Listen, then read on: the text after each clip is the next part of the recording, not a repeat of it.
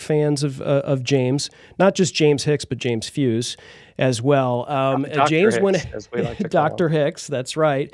And so Dr. Hicks gave us a code that you can use for 50% off of anything in his store. This is a one-day only thing for this particular show. And so go to hicksnewmedia.com, and the code is, are you ready for this, Jim? One word, Dr. Stone. So if you go to Hicks New Media and you want to get the snapback, you want to get all, I mean, he's got, like, you want to talk, he has got it together in terms of his, God, his merch is just killer. I have merch goals, Jim. But anyway, Dr. Stone gets you 50%, 50, not 15, 50% off if you go to Hicks New Media and use the code Dr. Stone. And so I wanted to make mention of that. So that's a bit of some housekeeping that we had to get out of the way. So for those of you who are watching right now, just make sure later you tune in to James Hicks's YouTube channel, and I'm sure Jim's going to be doing some live streaming on Substack, or he's going to be connecting his restreams, pairs, and all those things as well. So that should be a great show. Yeah. All right, Jim. So do we have any more housekeeping to get out of the way, or we need to get to the goods, I'm thinking. We want to get to the goods, because I mean, a long time ago, I was actually, one of my degrees was in finance. And so I always like talking about financial stuff. Excellent. Not that I was too good with it, but yeah. Amazing. All right, ladies and gentlemen, we're going to roll into our guest right now. So our next guest ditched her corner office as a financial planner to teach financial advisors worldwide why hiding behind spreadsheets is costing them millions. Today, you'll meet Katie Braden, the pilot turned video strategist who's proven that authentic beats polished every single time. She's here to share why your next client conversation should happen on camera, not email, and the surprisingly simple tweaks that make viewers lean in instead of click away. Katie Braden, welcome to Dealcasters. Hey guys, thanks for having me. We are stoked to have you on for sure, Katie. And you're one of our favorite types of guests to have on our show, and I can explain. Because there's a lot of people in this space, podcasting, live streaming, and you are someone that I would consider sort of outside of our industry. I mean, there's a Venn diagram that crosses over between sort of our audiences, so to speak. But I think a lot of people in podcasting, live streaming, content creation, they kind of have the same guests, the same types of guests, and it becomes this sort of echo chamber. And I love having guests like you that can help our audience, from a different viewpoint, right? From a completely different industry. There are some similarities across our industries, but you have a lot, I think, that can benefit our audience. I initially saw your stuff on LinkedIn where you hang out a lot. And folks, you need to follow Katie Braden on LinkedIn. There's fantastic, valuable stuff and that she talks about. And I saw a lot of this stuff and I was like, well, she's talking about, a Samsung Q2U microphone. She's talking about, keeping the camera eye level. She's talking like the same stuff that Jim and I are talking about. And I'm like, okay, and I'm framing yourself for your presentations, and I'm learning things from you. And then I find out you're doing this for financial advisors, and not actually a content creator doing this for other people doing that. You're actually doing this for financial advisors. So you go from managing all these huge portfolios for people to actually training people to do this video stuff. What was the switch there? What made you turn from doing just this, like CFP stuff, to training people to do video? What was it? Yeah, so I have kind of been a lifelong contrarian. So whenever I see people go one way, I'm like, I'm going to go the other way. So I actually got a degree in photography in Australia. So Jim, you mentioned you got like a degree in finance. That was what all my friends were doing in high school. Everyone's like, I'm going to university. I'm going to get a degree in business, finance, economics. And I was like, how can I do the polar opposite? So degree in photography, went to Australia, kind of more of like a degree in beer with a minor in photography is kind of how it Nice. actually turned out. Nice. But then I was planning on staying there, graduated there. Immigration changed their rules. This was 20 years ago. And so the government gave me 90 days to leave, had to get a job. Wow. And my mother actually owned a successful investment advisory firm. And so she was like, you need a job, I'm going to hire you. So total shift there. And so I was her succession plan. And then in early 2013, I left and I started one of the first completely virtual monthly subscription financial planning businesses because my goal was initially to be a world traveling photojournalist. I love cultures. I love travel. I love how big the world is and yet how small it is. And so I loved that my mom already had a virtual firm, but then I started a virtual firm and I was leveraging video. So I had a YouTube channel back in 2013 and I had video on my website and I had a really high close rate because by the time people got on that discovery call, they already had a relationship with me. They already knew me, liked me, trusted me, and they were like, where do I sign? And I was like, hold on. I don't know yet if I like you. You like me, but this seems to be a two-way thing. Slow down. So I just realized like that was pretty cool. And so I started kind of coaching and consulting advisors all over the world. And then I eventually decided to wind down my practice because I was like, I really love that creative side, right? So I got a creative degree and I love working with advisors. I don't love analyzing portfolios and all those things. I was like, life's short. Let's do what we love. And then honestly, kind of brilliant timing when I was trying to figure out exactly what I wanted to do, COVID hit. Everyone went virtual, had no idea how to do it. And my goodness, like everybody developed the worst habits. And that was 5 years ago, right? But it's like nobody knew what they were doing. So they just like kind of set it all up. But nobody ever paused to say, actually, I should probably break those bad habits. And so that's kind of my mission now. So my tagline on LinkedIn is helping financial advisors stop sucking on video. I saw that. Yes. That's it. That'll get your attention. It's Right? also a lofty job. That's one of the things that Jim and I noticed. During the pandemic, of course, you and I are similar in the fact that I worked remotely prior to the pandemic, and I had staff that was located all over the country, and I was like, we're doing remote meetings. Like you're going to put a camera in the conference room, right? And I'm going to be remotely, joining this, and there's going to be meetings, and people are like, well, we're not going to be able to do that. I was like, well, what if I told you could dial in from home? Oh yeah, cool. I can be in my pajamas. No, we're having meetings. This is, you have to be professional, at least from the waist up, I would say on the top, right. the top, business Exactly. on top, party on bottom. And so I was training these or no people. bottom. I don't know. Sure. Let's do that. And so, so you had that similar advantage. Like for years, you were doing all of this stuff virtual. And I love how you said, hey, wait a minute. I know you want to do business with me. It's my turn to see if I want to do business with you. So how does that conversation go? It's, kind of getting to know people. So I kind of actually filter through a lens of my rule is I don't want to work with anyone that I wouldn't invite to a barbecue.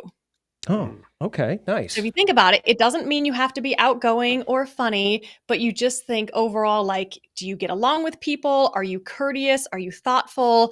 Versus people that are, rude or condescending or don't treat people well. I wouldn't want them at a barbecue and I wouldn't want to work with them. So to me, it's always more of a sort of personality characteristics fit with who I work with, whether it was in my financial planning business or now working with advisors.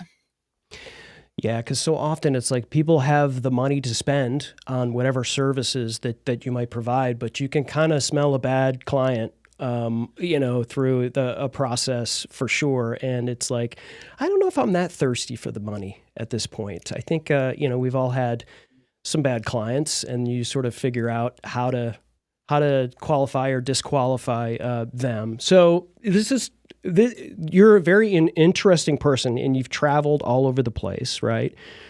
So is there a common issue that folks have when it comes to this, regardless of their country? Because we're so U.S. focused most of the time. But is there anything that you have, because you're much more global than Jim and I are? Is there something that's common across U.S. and ex-U.S. territories? I would say if I broke down to 3 things, 3 is kind of my favorite number. I have like a rule of 3 for everything. I would say fear, imposter syndrome, and perfectionism. Wow. Definitely just like human traits, right? Trying anything new, putting yourself out there, and especially putting yourself out there on video, right? People just get terrified. Even people that are really good at speaking and have experience being successful, keynote speakers. I have coached them on video and, done like remote recordings with them. Once that little recording light goes on, I kid you not, they will forget their own name. Like our brains just kind of break. It is a totally different experience to record a video. And you are very literally staring into a black hole and trying to like stay energetic and be happy and engaging. And that's a really hard thing to do, especially when you're getting started. And so for a lot of people, it's just like you try it once, it's not easy, and you just never want to do it again. Yeah. Too many people quit. Right. They don't, it's like going to the gym. You just, it's like, boy, I really want to get into shape. Well, cool. You need a plan, and you need to continue to go multiple times in a row and stay consistent. And in a lot of ways, it seems that's the case. In your world, why do people quit doing video? Honestly, it really does just come down to fear. Like it's funny. I actually had a call with an advisor this morning. He's like, I'm sorry. He's like, this kind of turned, actually 2 of them just today, 2 were like, this is kind of turning into a therapy session. So it's okay. We get in our own heads, right? And so we watch it. And the thing that I tell advisors all the time that's really tough to hear is what you think about your video doesn't matter at all. Yeah. So we watch videos or like record them, watch back, and you're like, I sound like that. I can't believe I sound like that. I look like that, right? We are hands down our own worst critic. And so we think, I'm never going to put this out into the world. Or they do put it out and they only get 2 views and they're like, everybody hated it. I'm like, well, nobody even watched it. So that isn't the case. But my goodness, we are so freaking hard on ourselves. Yeah. And Katie, would you say, because I know I've done some recent events, and it's like when you ask people, and so I'd be curious, what do you think the percentage is? All these business people like, hey, how many of you are using video? And I'm surprised how low the number still is, even after the pandemic, after thinking about the fact like, hey, you're going to have Zoom meetings, and a lot of people still suck at that. Let's be frank about it. What would you say that it's still a low percentage of advisors that have embraced video? Incredibly low. Like honestly, truly, if it's even 5%, I'll be shocked because it's not, and they're just not doing it. And it's also like that analysis paralysis, right? So people kind of come at it from 2 angles of like never getting started. They're like, I'm going to get started. And they think they have to have, the $1,000 camera and $800 microphone and then have everything set up perfectly. And I'm like, cameras don't create content, right? Microphones don't create content. Right. Like just use what you've got. I mean, really, these are so much better, right? I have a degree in photography. My parents, to be fair, spent a lot of money on cameras, and this thing right here is better than all of those professional cameras I had 20 years ago, right? So it's like, again, it comes down to an excuse. And so people just get stuck and they're like, I'm going to do it later. I'm going to do it later. They make it way more complicated than it needs to be. That's so true. So someone's out there right now, and they're like, okay, I know I need to do video. I know it's going to, turbocharge my business, or it's going to help me connect, with the people that I, what kind of process do you take someone like that through? I would imagine, like, if somebody's reaching out to you for your services, they already kind of know they need video. They just need those practical kind of building blocks in addition to the reps, right? So what does that process look like for you? Someone that's just like they got a laptop and they're doing Zooms and we can count their nose hairs and see their spinning ceiling fan and they look like they're in witness protection and they're like, Katie, help me. What kind of process does that look like for you? Yeah, so I love that you keep using like gym analogies because that's what I tell everybody. Or I'm like, to me, and I think about this every day that I'm in the gym. And I'm like, man, I keep coming.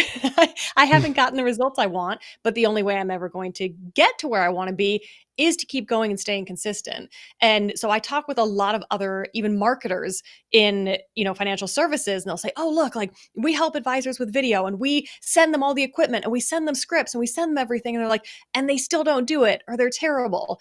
And that's because the most important thing is building that solid foundation and getting comfortable. So I love, even in the beginning, you mentioned that I'm big on like authentic video.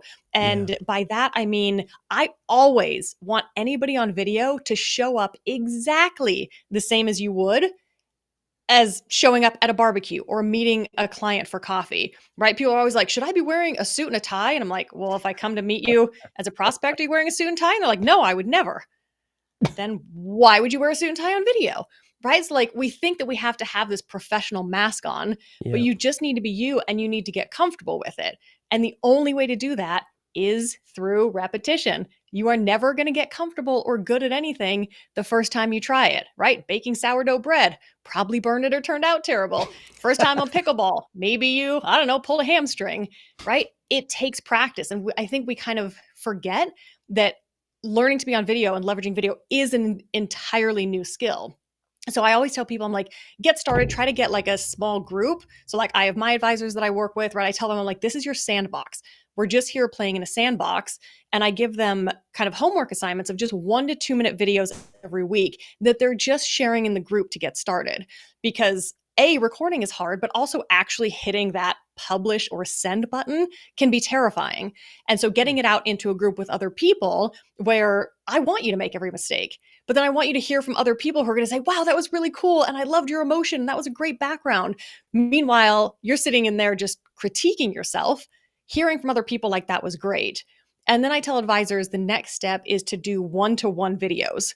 So ideally with, existing clients, or you can do it if you're comfortable with prospects, right? Somebody books a discovery call, shoot them a quick video. I do this every time somebody books a discovery call with me. I shoot them a video. I'm like, hey, Chris, I saw that we have a call on Thursday. Really looking forward to it. Just want to take this opportunity to, kick off. Let me know what you're most looking forward to getting out of that call. Really look forward to hearing back from you. Have an awesome afternoon. Boom. Right. And doing it I use Video Ask for that so that they can actually send a video back. And then they're like, wow, that's different. I'm like, can you imagine if every advisor did that? It's a total differentiator. Yeah. And so speaking of Video Ask, I have to pull this up.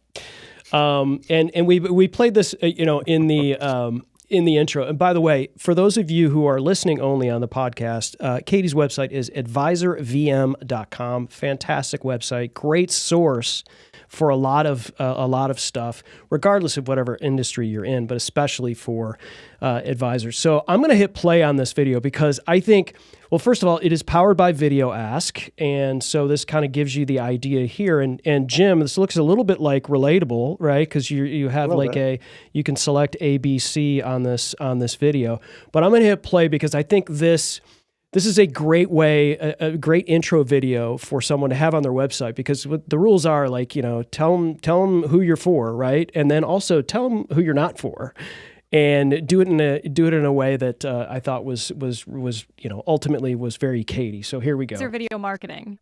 If you are a great financial advisor or financial planner who wants to level up your business with video, doesn't take life too seriously, and follows the golden rule, then hi, I'm Katie Braden. However, if you have conversations on speakerphone in public, leave restrooms worse than you found them, and only go the speed limit in the left lane, then I must bid you adieu. If you're still here, let me know how I can help you by selecting one of the options below. I think that's an amazing video. It's short, it's sweet, it shows your sense of humor. It's very likable and relatable, which is a product that Jim's an ambassador for as well. We do have a chat here from our friend here, Davidson's All Natural Gym. Says that I love that you keep using the gym analogy. Also, it's like a free plug for my channel. Laugh out loud. Yeah, we just plugged you, Davidson's All Natural Gym. Fabulous. Yeah, whatever. Jim, go ahead and give him your Venmo for that free plug. Oh God, it's great stuff. And so, okay, you were talking about authenticity, right? And so, I think a lot of people when they get when they open up their YouTube, right? And now there's a lot more podcasts, there's a lot more, solo talking heads happening, right? And so the first thing that somebody sees when they hit YouTube is the best, right? It's like, this is what YouTube is serving up as quality content. And so that, people look at that and, whether it's imposter syndrome or perfectionism or they're comparing themselves, that I'll never look like Katie Braden on video, right? And they think that, and that helps them, get defeated. But somebody that says, "Hey, be authentic," doesn't mean show up without a shirt on. You mentioned showing up at a barbecue. It's like you don't see me drinking a beer on Dealcasters, right? Even though I might do that at a barbecue. But like, where's the line, right? So how do you maintain the authority, especially for a business like yours, which is typically more professional than what Jim and I are kind of doing? So where's the line so that, people will actually feel like you want to be yourself, sure, but you don't want to show up, with your PJs on. You want to be somewhat professional there. How do you work with people to find that line between the professionalism and, sort of being authentic, if you will? Therapy. Lots of therapy. All right.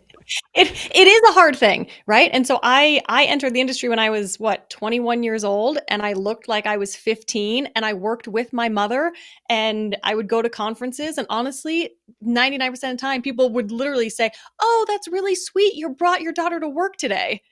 And I was like, "Oh my gosh. Oh, bite your tongue, bite your tongue." Right? So I had to overcome a lot, and I got a degree in photography. Right. So I don't have a finance background. Like, I had to overcome a lot of this, but I realized the more I was the same person showing up, even in my virtual meetings, that I was, hanging out with friends, I was having clients come to me, with 10 million plus, even when I had my own financial planning business. And I was like, wow, right. People want to build relationships with other people. And I think a lot of advisors and humans, we kind of have like this weird sort of perception of, we think like, oh, people that are multimillionaires or, have 10 million plus, that they somehow all only walk around in 3-piece suits and have everything perfect. Like, that isn't true. Right. I mean, I know we've had a lot of news today. I was going to say Elon Musk, just in terms of like how he dresses. We don't need to get into any other topics about him today. But you know what I mean? Like, that's okay with us. 400 billion, right? Just dressed super casually. So there's a lot of kind of internal work that has to happen to say, be comfortable with who you are, because your knowledge is going to come through, and you are the same person, whether you are wearing a $2,000 custom suit or you're wearing a, golf t-shirt. And so making sure that that is something that people get comfortable with. And I think that's really important, whether you're doing everything in person, whether you're virtual, hybrid, it doesn't matter. I just think it's such an important part of, being a professional and building relationships, because otherwise, like, we kind of have this mask on. I think that's when a lot of advisors, and really people in any business, will end up, thinking that they have to take on clients that aren't the good fit, because maybe they do have, an ideal number of assets, or they're going to be a high paying client, but they're not going to be enjoyable to work with. And you're going to feel like you always have to kind of be this certain version of you, which just gets exhausting. Oh, God. And I know so many advisors that did that, right? And wore the suits and did everything. And then they finally were like, I'm over this. And then their businesses took off, right? And they worked with way better people. So it's just a real mindset shift that I've never seen go poorly for anyone. Yeah, Katie, I guess too, question I would have, kind of going back to Chris's question about authenticity, especially on video. Do you recommend that they, like we're doing right now, right? We're not using a script. We're just having a natural conversation. Do you tell them, instead of like sitting there and reading a teleprompter and make sure you don't miss any words, it's like, look, just speak from the heart, speak what you know, because it goes back to what you talked about earlier too, like that the perfectionism piece, like, oh, well, I forgot to say this word and they're never going to know that I know all this. What's your view on that? So I was not a fan of scripts at all for a really long time because I found in 100% of cases, advisors that I talked to that went and, paid somebody $10,000 and they drafted this script and they were, rented out a studio and they had all the cameras and the lighting and everything was absolutely perfect. They never wanted to watch that video again because they didn't feel like it was them, right? They didn't build that foundation of actually getting comfortable yet. And so I was kind of very against scripts because I was like, people just aren't coming through in their natural ways. But then I learned how to properly leverage scripts. So for some people, if you don't give them a script, they are going to go all over the place. And Yep. it is not going to be valuable or engaging content. They're going That's to have me. way too many stumbles, right? And you're going to be like, I don't know what to do with this. So it's about using a script the right way. And so my number one, I have very few non-negotiables. One of my non-negotiables is you have to read your script out loud, Yeah. full volume, at least twice before you hit record. Because even if you write it yourself, most people don't actually realize we speak and write very differently. Yes. So even if you're not using AI and you're sitting down and you're writing 100% of the words from your own brain in your voice, when you read it out loud, you're going to be like, I don't talk like that. Nope. That doesn't sound right. Like, where are the pauses? Where are the natural things? So once you do that and format it, formatting is huge. Formatting it properly for a teleprompter Yeah. so that it reads naturally, also super important. There's a great video you did on your YouTube channel. It speaks just like that, and you show your teleprompter and shows what you're highlighting, because those are visual cues for you that tells your brain this is how you're to speak when you get to this point. And someone like myself needs an outline, or else my squirrel brain goes into 48 different directions, and it's off the rails in no time for sure. Using a teleprompter is, well, one thing you just said, I got to back up a little bit. One thing you said is you have someone take the outline or the script and read it out loud, so at full volume. Because I think a lot of times we'll get a script, or we'll use our AI friend, and it gives us something that really looks great, and then all of a sudden you're saying words like delve and game change, and you're like, I don't say those words. Please don't say game change. Don't write game change. Don't say game change. Also, don't say you're not alone. Oh, yeah. There are so many things that unfortunately AI has ruined. Those are the rocket emoji. So much for the rocket emoji. I mean, I really did like it every once in a while, but now forget it. M dashes. I don't know what do you think about using M dashes now? I mean, well, I have always, if you go back and look at my writing from 8th grade, like I used them all the time. And now I'm like, oh, you killed them for me. Like, why? Yeah, it's funny. I've seen some folks on Substack talking about like they always wrote that way, and now people are thinking, oh, you must be using AI because you have these dashes in there. It's fascinating. Our friend Dave Jackson, School of Podcasting, my podcast coach, and we had him on the show a few weeks back, says, talk like you write like you talk. And in lots of times, I end up just hammering out something I'm going to say like a psychopath on a Google Doc and use that as what I'm sending or posting on LinkedIn, because a lot of times it's just like you said, it's just not you. Like I would never say that out loud, and I'm going to start to do that. Like I don't do that enough. I don't speak it out loud at full volume, and I think that's a great practice. Do it twice, right? And the thing is like once you do that, you end up spending more time correcting whatever the outline is than if you had maybe done it yourself. AI sometimes is not necessarily a huge help when it comes to some of this content. Any thoughts on that? It can. So I'm a huge fan of AI. I teach Same. AI, but and working with financial planners, where I tell them like, look, if you guys get bad data in, it's going to be bad data out. Same thing with AI. Like if you don't tell it enough, then it's going to give you crap. And I mean, I can spot every LinkedIn post that I know was AI and nobody, adjusted it. And I'm like, going back to a gym analogy, the way I always describe it to people, I'm like, sometimes doing nothing is better than doing something poorly. And so every time I go to the gym, I'm sure you both have seen this, when people are like on the treadmill at a 15% incline, but holding on for dear life at the top. Exactly. Yeah. And you're like, you're not actually working out, right? You are not getting the benefits of doing a 15% incline for 45 minutes, but you're going to go into the office that day and you're going to tell everybody, I did 15. I was like, no, you didn't. I ran a marathon like this. Yeah. Right? I'm like, that is not how the world works. So we do still need that human element. But again, even without AI, the way we just sit down and write and the way we talk is fascinatingly different. And so the other thing I've been telling people to do, I can type really fast, but I actually do 98% of all of my text now is voice to text. Mm-hmm. Whether I'm texting on my iPhone, whether I'm messaging clients in Slack, my emails, my LinkedIn posts, everything, because then it really is me, right? So now I am writing the way I talk because I am literally just talking all day long.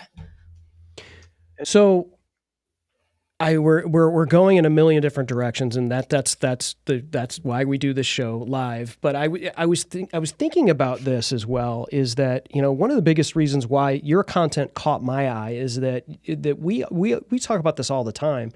That it's not your microphone, it's not your camera, it's not these things that you can really think are just sort of roadblocks for you to create content. So I guess I wanted to take it into an equipment sort of area with you because I could see your Samsung Q2U, and let me just go ahead and flex as well. I've got a few of these Q2Us, and the Samsung Q2U is available in the Amazon carousel as well. You heard me, Amazon, and it's a fantastic mic.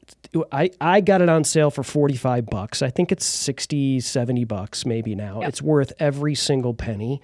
Fantastic microphone, plugs right into your computer. This is just one of the many things that you look at and you talk to people every day. Like, you don't need Joe Rogan's video podcast suite in order to do these things. So can you talk a little bit about the equipment conversation with your particular clients and how that might apply to our audience as well? Yeah, so I do tell them, and you guys know full well, right? The most important part of video is actually your audio. Ding, so when we think winner. About financial advisors and financial planners having very, intimate, sometimes very emotional, serious conversations with clients. I always start with advisors by talking about how are they showing up in their virtual meetings. So before even saying, you're doing YouTube videos or anything, just how are you showing up? And again, if we think back pre-COVID, do you know how much money people spent on like interior designers and artwork and chairs and debt? Like, people spent a crazy amount of money. And now they're like, I have to buy a $60 microphone? I was like, yes, you do, because it is important. And so when, your clients or prospects are showing up on a call, if you sound like you're Timmy that was dropped down a well and everything is echoing, right? And people can't listen to what you're saying. Like, we need to eliminate all those distractions. Yes. So I'm always telling them, I want you, right, to show up on video the same as in person. And that means making sure that people can hear you, they can see you, right? If you were in a conference room and the sun was blasting in the window, you would close the shades. Yes. Right? You wouldn't make it so that they're staring at that. So we need to take the same level of care with our virtual meetings. And then once that setup is good, great. We're good for, doing videos beyond that. But audio is always the first thing. The second thing is, I was going to say a bad word, it's just framing. Right? I don't know why people are so in love with their ceilings. Does it also start with the letter F? Was that the bad word that you were going to say? That's okay. I was like, I don't know if this is a PG-13. But it's like when you see the people like this, right? And yes. they're hi guys, how's everything? Hello, doing? I'm a foot and a half tall. Yeah. Right. And again, so then I always tell people, I'm like, look, if you were in a conference room, we've all done it, and you sit in a chair, right? And the chair drops down here, You don't spend the rest of the meeting that way. You adjust the chair Yeah. so that you are sitting across from the table, right? So we always want to see kind of, I tell people the easiest way to remember it is I don't think there's an exception to this rule either. I always want to see more room below your chin than above your head. So we Yes. can, the rule of thirds and everything, but then people forget about that. I'm like, just more room below your chin. So we want to see those hand gestures just like we would across from a desk or across from a conference room or a coffee table. Do you find yourself watching television or watching and seeing how it's you would think that the virtual presentation would, as a person makes more money and the level is, somehow that's commensurate with their virtual presentation, but for whatever reason you'll see Aaron Rodgers being interviewed in his wine cellar with his phone, or someone with their laptop clearly on their lap because it's flapping the camera. Yep, they're in an earthquake. I'm like, get to God. safety, run to higher ground. It just makes me tweak out. My husband watches CNBC every morning. And so I'll go down to get coffee and I'll turn around. I'm like, there's a billionaire who you can't hear him. The camera quality is somehow worse than 720, staring at the ceiling, like counting his chins. And I'm like, I don't know who this is or what they're talking about because I am so distracted by how poorly the sound and presence is. It cracks me up. I mean, I look at it and think, do people look at these people and think, well, maybe it's just not as important as you think it is, right? So if a superstar shows up on some talk show and they're at home and it's awful, they look like they're in witness protection and in an earthquake or whatever. You think people might look at that and go, well, you know what? It's not as important to look at that great because look at this person. This person, doesn't, I look as good as that person. Do you think that's what people think, or are they just don't. No judgment? Like, I keep thinking that they will do that, but they don't. And the other fascinating thing is people always think that, with the people I work with, they're like, oh, it's got to be, the older people that are maybe, more nervous about how they look. It is across the board. The amount of people, I've had people in their 70s and I've had people in their 20s, men, women, you name it, across the board. And they're like, I can't record a video until I've gotten a haircut and I need to go buy new shirts and I need to do all this stuff. And I'm like, no, you don't. Right. So they really, again, going back to that professional mask. And so you'll see a lot of videos I post on LinkedIn. Obviously, I know how to have a great setup, right? I know how to come across well, but I intentionally post videos even where I don't even have my fabulous Hollyland Lark wireless mic. Right? Available in the carousel on Amazon. In the carousel with a gimbal. We have all the gear, but I will purposefully, do it after a workout when I'm sweaty and my hair is gross and I'm outside and I'm just hand holding it, right? Because really the more important thing is, and I say this 1,000 times, content over production. So if you have the best microphone, the best lighting, the best background, the best everything, but your content sucks, doesn't matter. Yeah. So that's where we've just got to get people comfortable on video, have you show up. And that's where, I'm working with financial advisors. Terribly boring stuff, right? Nobody really wants to hear more about Social Security claiming strategies. Important, yes, but not that exciting. So that's where I really try to work with people. I'm like, what is your personality, right? What are your hobbies? How can we get that to come across? Because it's that personal brand. It's a relationship business. So you want to find the people that want to work with you. So across my advice, I'm like, I don't want you all to look the same. I don't want you all to sound the same. I need to figure out, who are you? If we were hanging out, having cocktails, who is that? Now let's let that person come through. I love Katie, that. going back to this financial advisors, and we hit on this a little bit before the show. Why do you think they get so caught up in, we'll call it regulations, like, oh, well, I can't talk about that because I might, lose my license or something. But, people like you, we talked about Winnie's son. I mean, you guys talk about everything and you don't look like you're in jail right now. It's a fake background. No, I'm just kidding. It's real. I'm in a very nice jail. It's really, when we peel back the layer, it's just fear. right? That's like the Mm. easiest excuse that advisors can have is compliance won't let me. And so I hear that all the time, even advisors that say, oh, I want to do video. And they're like, but compliance won't let me. I'm like, have you asked? And a lot Mhm. of times they haven't, they just assume they can't.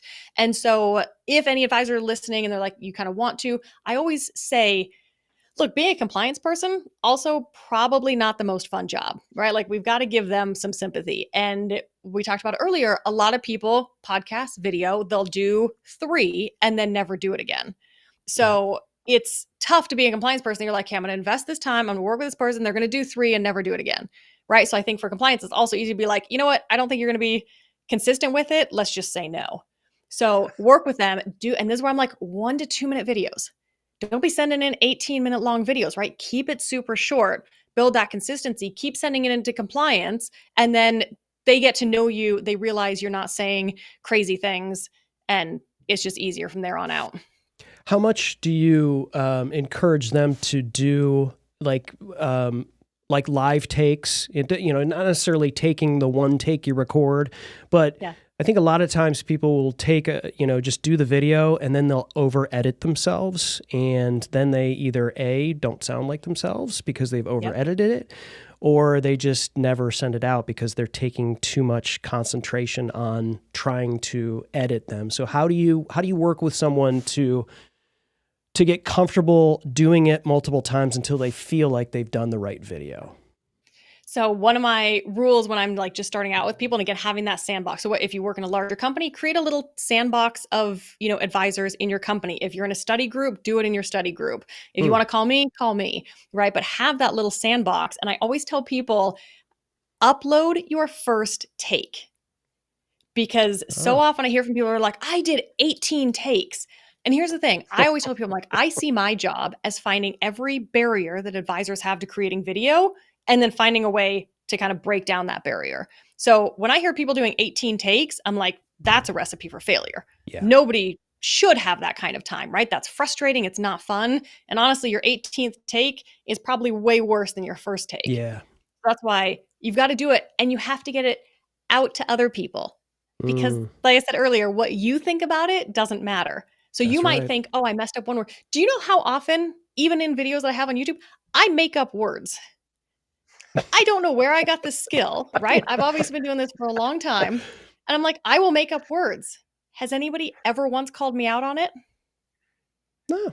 That's you. That's your personality. And then people know that it didn't come from ChatGPT because it doesn't exist there, at least not yet. I mean, it does hallucinate, and apparently I hallucinate. We're a good little pairing there. All right. I love that. Okay, so this has got my squirrel brain bouncing around here. So when you're working with people, because there's a balance here, like create the cockpit is sort of, so that you have everything. You're not setting something up every time you do a video, right? You got to, but there's also that balance of like getting outside or doing something that you like. Maybe it's walking the dog or going for a hike or those kinds of things, and getting yourself used to filming yourself doing that. But somebody that's just starting out, or is a financial advisor, one of your clients, like how do you get them to, get themselves set up in a what I call a cockpit? There's a pilot analogy there for you.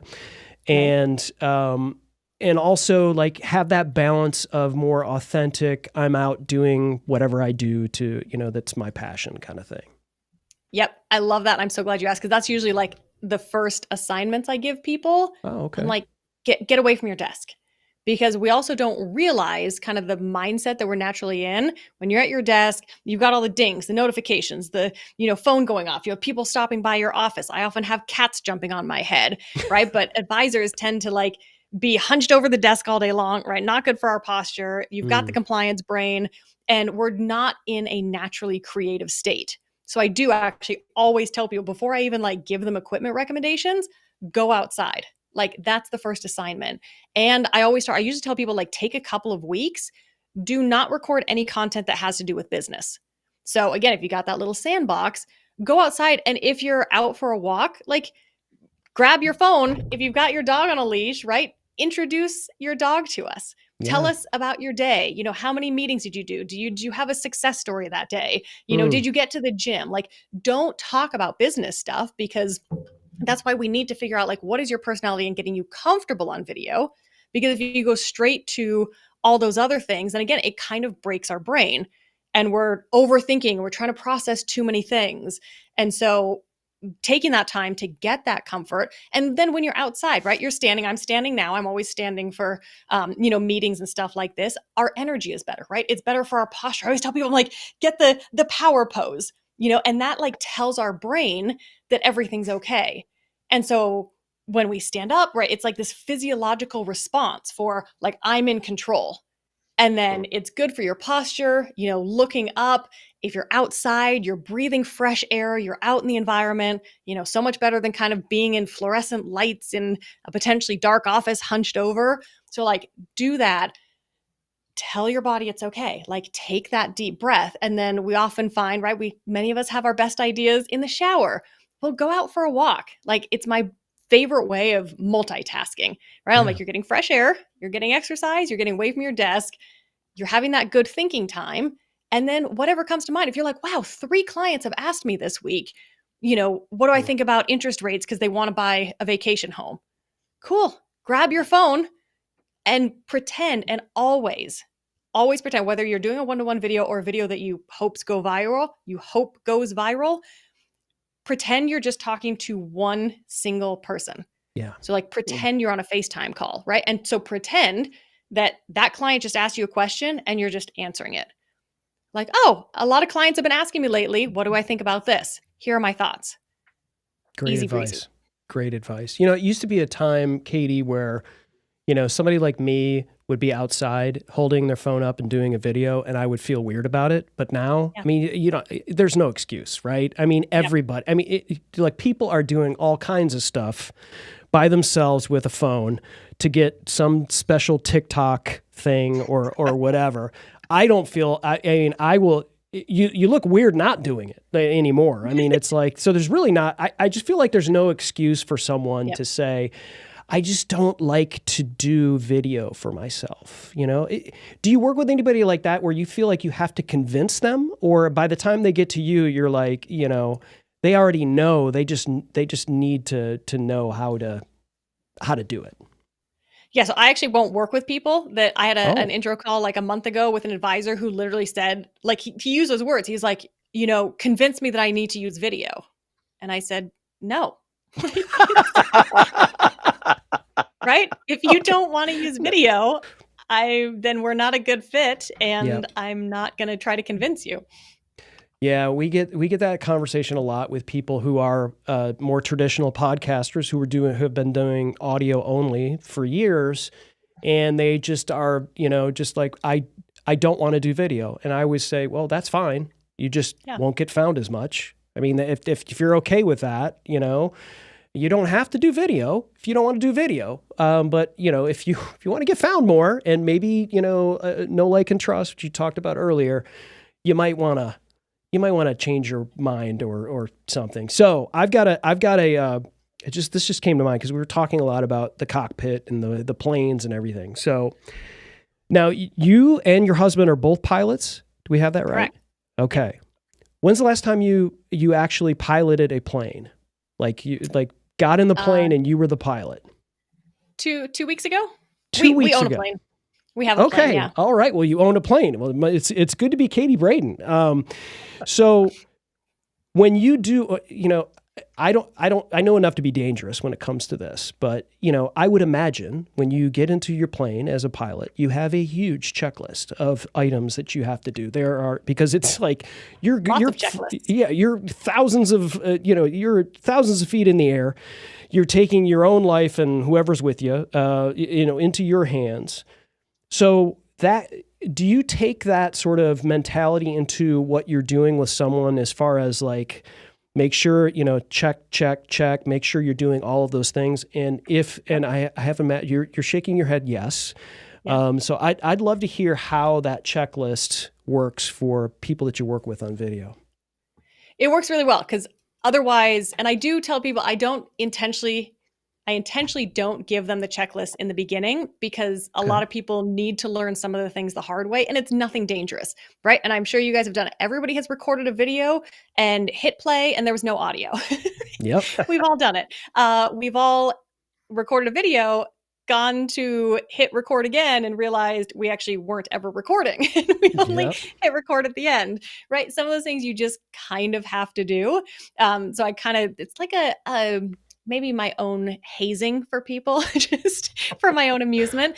But then once you've done it, then you kind of realize, okay, I need a checklist, right? So it's almost like, again, I don't want to convince anybody that they do, but once they've done that, they're like, okay, if I had a checklist, it would make it easier. So again, we think about removing distractions in virtual meetings and videos, but then it's also removing all of our own, I don't want to say head trash, but just like analysis paralysis, right? I was trying, I was not successful really, to learn to play golf in high school. And I remember I was like learning everything. It was like, your thumb here and your finger here, and this goes this way, and then your back upside down, in and out. And I was like, I don't know what to do, right? Yeah. There was way too many things. And so then I started hitting worse. Like the more I learned how to do things correctly, the worse I got. Wow. And so checklist, not sitting there and thinking about, did I do this? Did I do that? I forgot this. I forgot that. Just follow the checklist. Make sure you've double checked everything. You're good to go. Like eliminate your own analysis paralysis so you can just focus being you, breathe, have a shot of tequila if that helps calm the nerves. There Whatever we works go. for you. There we go. You got Chris going now. Yeah.